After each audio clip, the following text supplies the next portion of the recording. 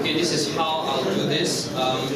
There are some questions on my hand which I don't think are all of the questions, but those that have been given to me. Out of these, I will choose two to start off with that have listed either no specific person or speaker or both speakers to start off. The first question is, if humans are the perfect creation of God, explain people with extra or fewer fingers and toes, missing organs, holes in the heart, etc. Okay, it's probably a question that is slightly more directed to Mr. Nesan. But Mr. Poh can also give some comments of his own. Mr. Nesan. Thank you. I think, again, before I even attempt to answer this question, I should ask, what do you mean by perfection? Is perfection simply, being born with 5 fingers as everybody is, or things? But anyhow, I will address this question as honestly as I can. The answer to this, my honest answer to this would be the fall. The fall of man, again, I keep going back to this over, and I think some of you are already bored by this by now. I still have to do it. This is my argument for why there is evil in this world, why there's suffering in this world. It goes back to the fall. Man is fallen. And when man is fallen, everything is fallen. The natural order of things has been upsetted. We now have all sorts of diseases. We have volcanoes erupting. We have everything from order has gone into disorder simply because man was put by God as the guardian of his creation has fallen. And now, if you are not a Christian, and like Mr. Willie says, you have a perspective that these kind of things are just mythological, then of course you're going to be thinking I'm talking nonsense here. But again, if you have read the Bible, it is an explanation of the thing, and it's probably the best explanation I can give. Thank you. Yeah, that was exactly how I justified. I didn't know it was called the fall back then. But yeah, that's exactly how I justify it. And the thing which strikes me about this justification is that it just does not make sense to punish someone or to judge someone based on sins which you did not commit. Somebody else did it a long time ago and you have to pay for it. I think that does not make sense. Okay. Yeah, you may clap. Now this question I'll address to Samuel specifically. Although these are two separate questions, I'll combine them because they talk about the same thing. And I'll read them out slowly and carefully. First question, what scientific literature on evolutionary theory have you read? Do you believe you have a reasonable understanding of the theory of evolution to define in a way acceptable to scientists? Okay, hold that. And the next one will be, you have no problem believing microevolution happens over a short period of time, but you cannot believe macroevolution happened over hundreds of millions of years. Please explain. The first question again is... The first question is, what scientific literature on evolutionary theory have you read? How do you explain this define it in your own words that is acceptable to scientists? Okay. I have read The Origin of Species, which talks about, of course this is the book that talks about where Darwin illustrates the origin of the biological evolution. I have read, of course I know that you're probably going to not appreciate the fact that I read a lot of Christian books on evolution. I have to admit that. Now, as with regards to Darwin's book, I must be honest again, it's a church and Sunday is tomorrow, so I have not read Darwin's book, completely read it, I have to be honest and admit, but I think I've read himself because I wanted to hear from him what he himself said and not just be listening to what other people say about him. Now, other books, I have read books by Richard Dawkins. Richard Dawkins has written many books. I have read, now Stephen Hawking doesn't talk about biological evolution, but okay, even that I have read. But I admit, my reading by skeptics, by atheists, their views of things has not been much, but I must also say that I have done some reading on that. Okay, secondly is, you have no problem believing microevolution happens over a short period of time, but you cannot believe macroevolution happened over hundreds or millions of years. Please explain. Okay, I think that, just before I begin this, David Belinsky, the one I was quoting earlier, he brilliantly explains that, you know, macro and macro, when you talk about Darwinism, before you ask the question of whether Darwinism is true or not, you have to ask the question of whether it is clear enough for it to be true. I go through the pages of Charles Darwin's Origin of Species, and I face the same problem. I don't find anything that is defined clearly. In fact, David Belinsky voiced my thought when he says, you know, we don't even know what a species is, for God's sake. I find it not clear. It's very ambiguous, and so for now, again, you may look at it and say that, you know, you find it to be very clear. I can only speak for myself. Now, why I don't believe in macroevolution? Simply because it is a grand claim. Mr. Willie repeatedly talks about perspectives, and he says, you know, it's a matter of perspective. I believe in him that every perspective must be proven. And again, you make a grand claim that out of one cell, everything is supposed to be everything is supposed to be come into existence from that one cell. I don't find any evidence for the grand claim. When I asked Mr. Willie what evidence is there that, you know, life itself can come from nothing, he did answer, you know, that, you know, it came from the organic, the primordial soup and so forth, but it doesn't really explain how from the inorganic world you get to the world of the cells, and when you get to the world of the cells, how do you get to the world of intelligent life? I just simply don't find a good enough explanation for that. Okay, now, to Mr. Willie, a few questions. To me. Oh, yes. The question was to me. Yes, also him. Yeah, and I don't think they would want to hear your explanation of evolution already, which you have already given. I thought I'd teach more science. But you did it quite well already, so.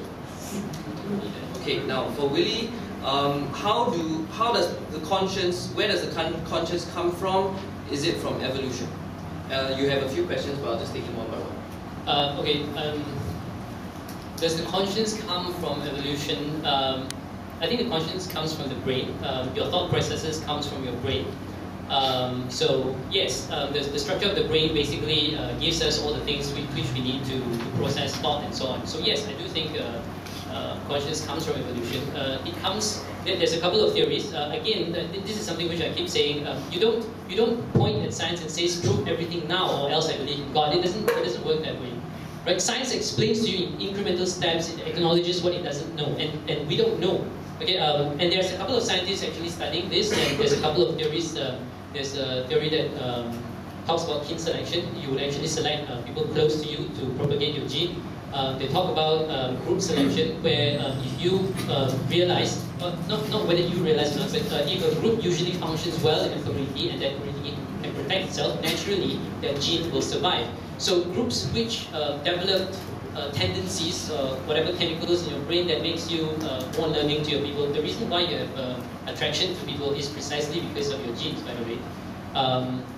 Partly because of your genes. So all these kind of things actually come together to explain how all these things work, right? You, as the communities that work together, protect each other and so on, and they develop, like this is a point which didn't come up in the debate about morality and so on. Is it something that you necessarily need to be told what to do? You can actually see that groups which actually protect themselves and learn how to work well, and learn how to be altruistic and so on, actually survive.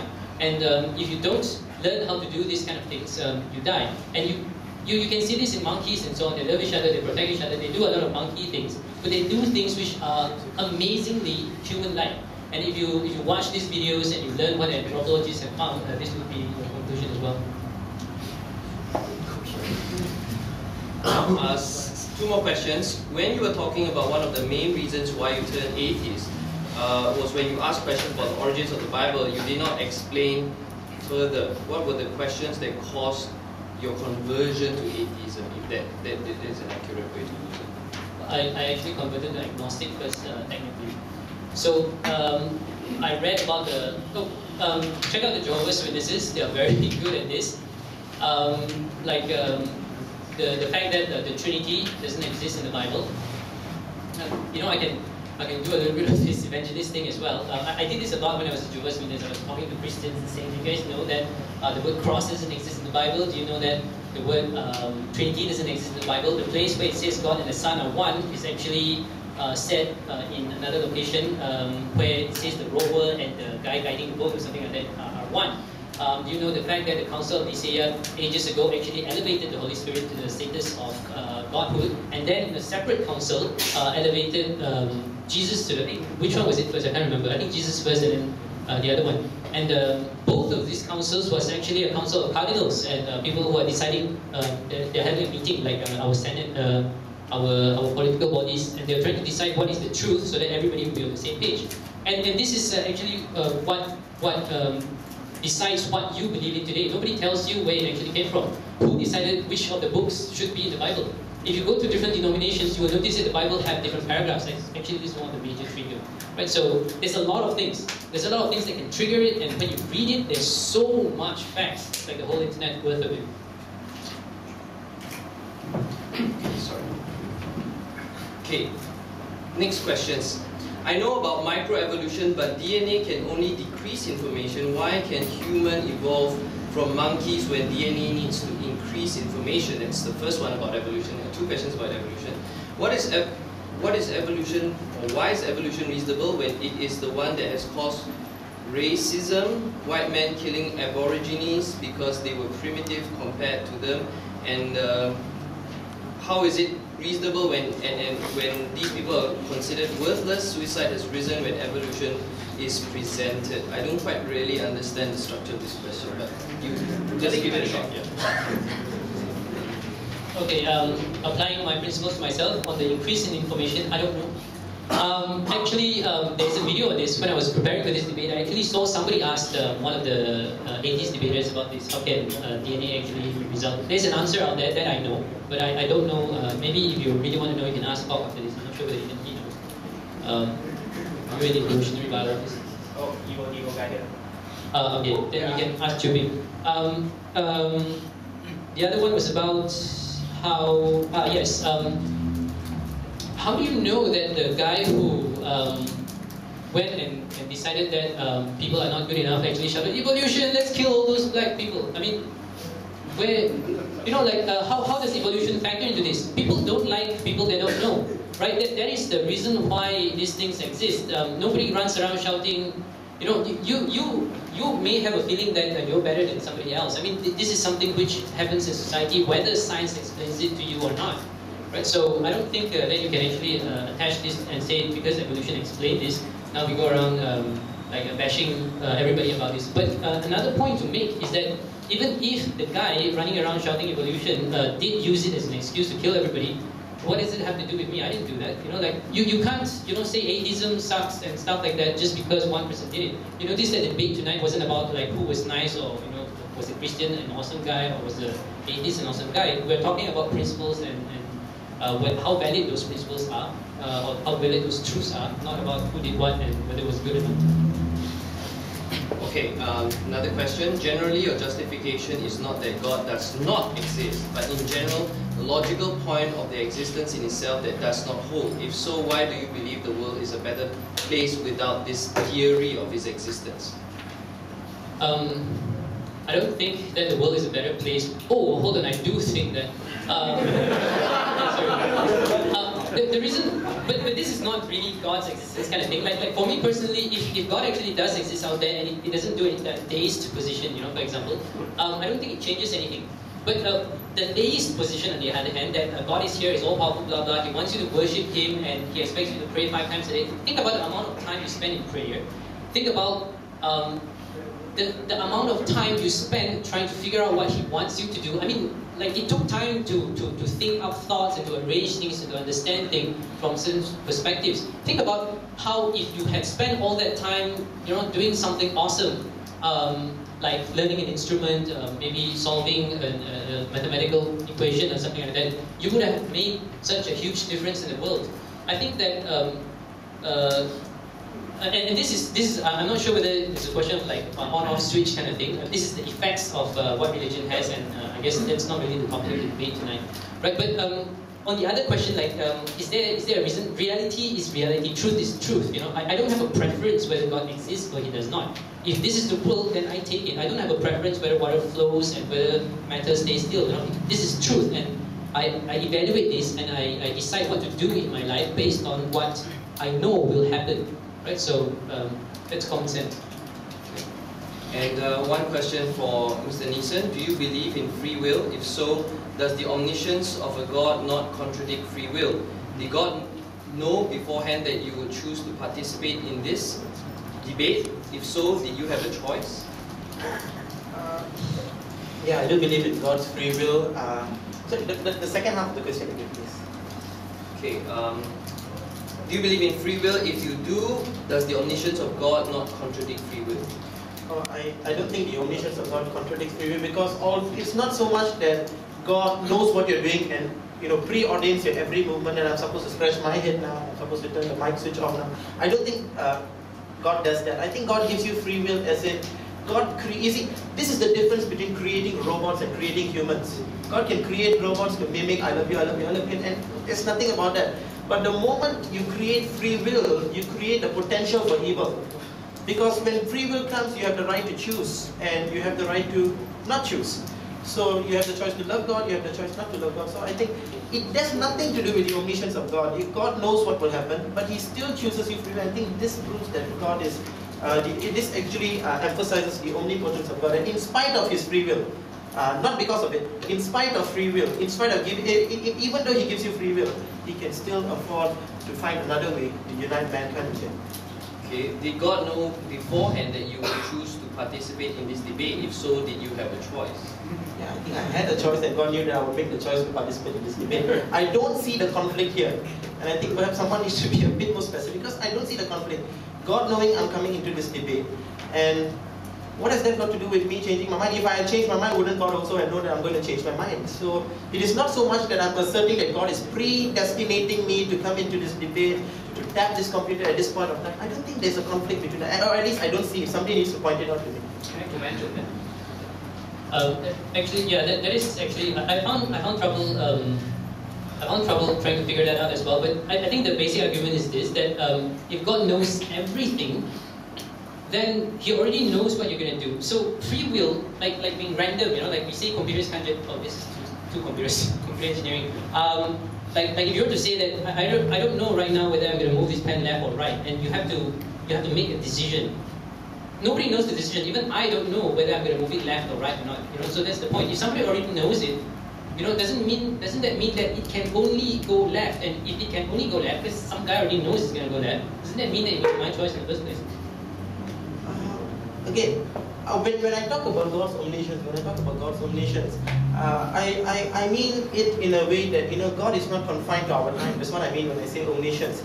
He's not confined to our time. That means He's not living in my time, knowing what is not going to happen. But God, as independent of time, He is not confined within time. He's independent of time. Now, addressing that question, I think that God doesn't. I don't think that God is going to. His knowledge affects in any way. I don't see that His knowledge would affect anyway where my pen goes.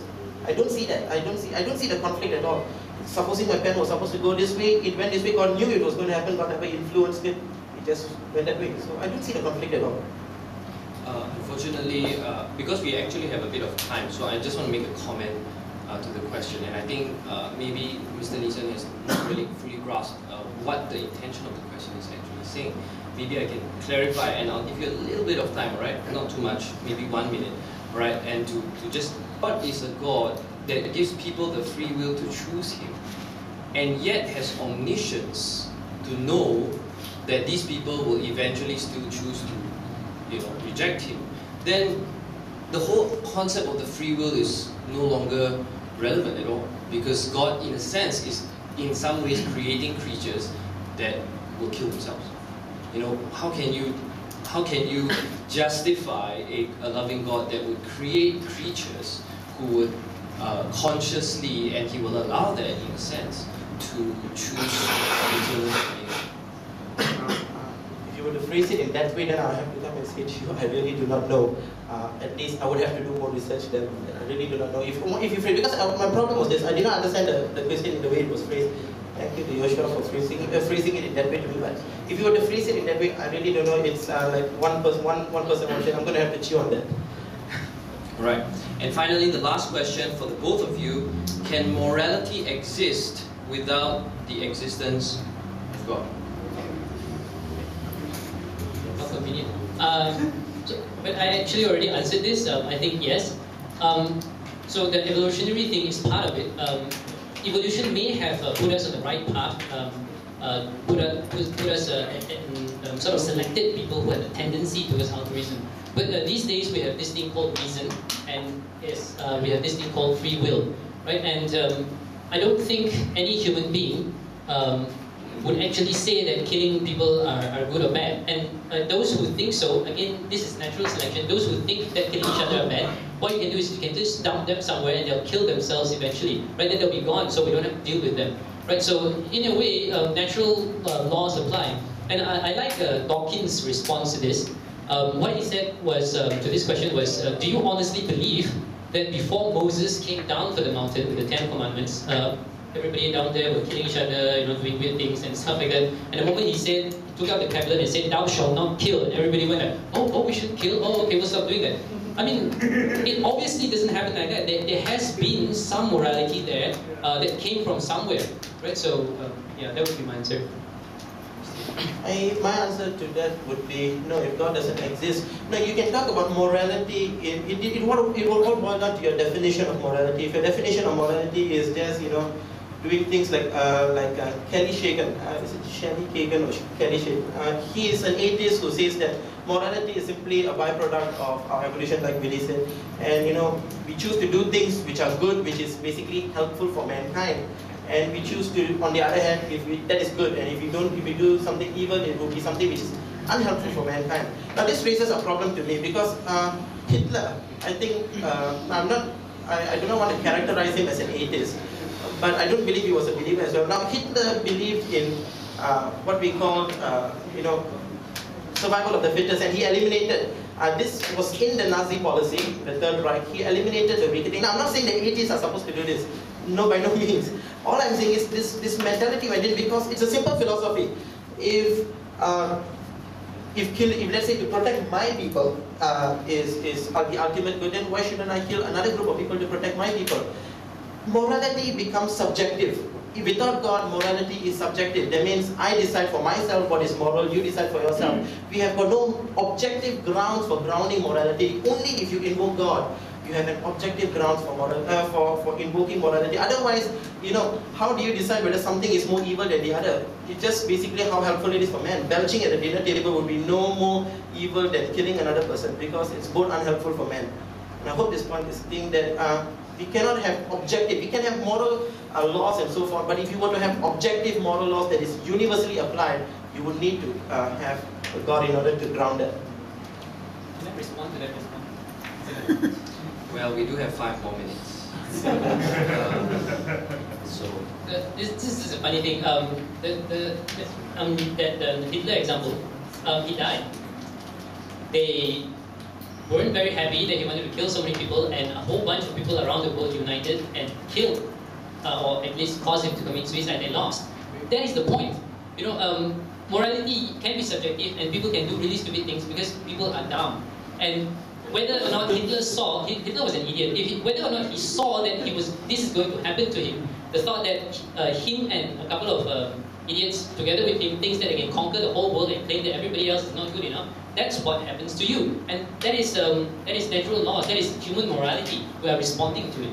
And at the end of the day, it balances out. That he created a perfect lesson. I'm not condoning what happened, I'm not saying that it's a good thing that it happened, but that is an abject lesson, and we learn from that. Humanity can grow out of whatever beginnings of morality we come with. Okay, and with that, ladies and gentlemen, we end. No more questions. With that is the last question, and I have to say it was a very good debate in the sense that we got to hear the atheist position, and I think as a Christian, that is the most important thing in this debate. I think, of course, the clarity of the arguments presented and the range of technical knowledge and whoever was the better person will be judged by yourselves. And but I just want to congratulate all of you for coming here to a church, especially for those who are not. As a Christian, I want to really extend our warmest welcome and Christian grace to you, and say, we hope that we can do more of this next time. Maybe go to your place next time, if there is such a place. As Alan De Botton suggested, to have a temple of atheism, much to Dawkins discussed. yeah, I believe and I hope and I echo Pepper Lim's statement that, can we do a series? Maybe I'm not sure exactly whether we should get the same people to do the debate, but I'm not saying anything. But I think this interaction is a testimony of intellectual maturity, as well as a necessary road towards democracy, even for this nation. So thank you everybody for coming.